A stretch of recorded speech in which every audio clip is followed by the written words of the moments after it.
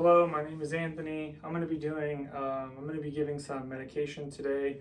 This is patient Koala. She's a 2-year-old koala and she doesn't speak very much English. So this is who's having some nausea, and the provider ordered her some Zofran, and I'm here to give it. I perform hand hygiene, and I'm going to put on my gloves while I speak about what I'm going to be doing. So this entire skill is going to be done using general principles and all my general principles and safety practices, and my 11 rights of medication administration.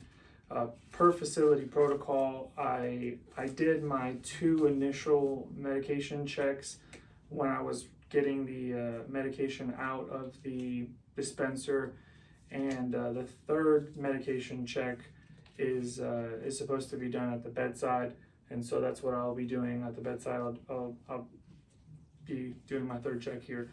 I have a board here, a whiteboard, as you can see.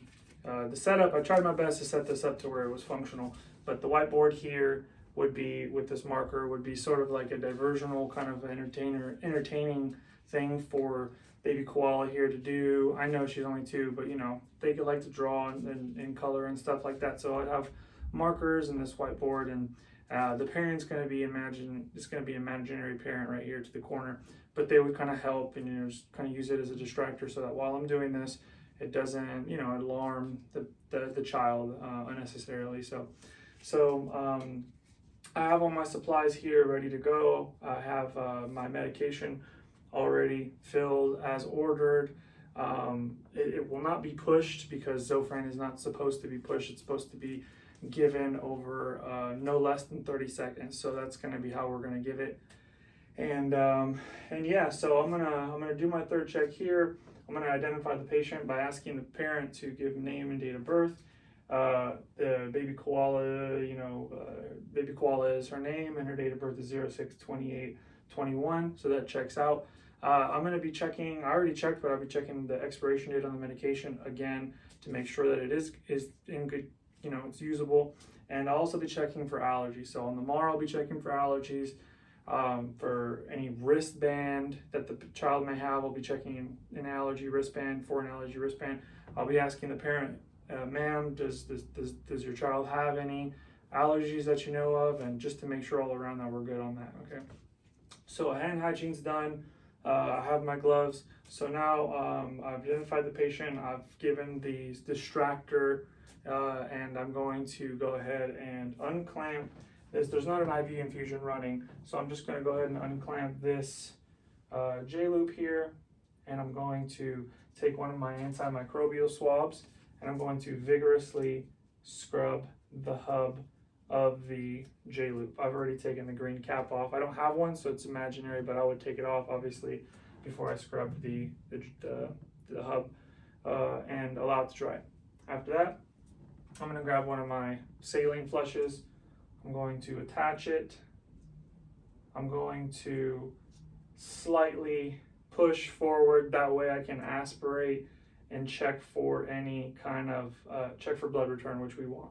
And we do in fact have blood return. So after that blood return is seen, I'm going to, with the pulsatile motion, flush the amount ordered. And while I'm doing that, I'm going to be checking for any kind of infiltration of the saline as it's being given. Any kind of redness, any kind of swelling, tenderness, anything like that.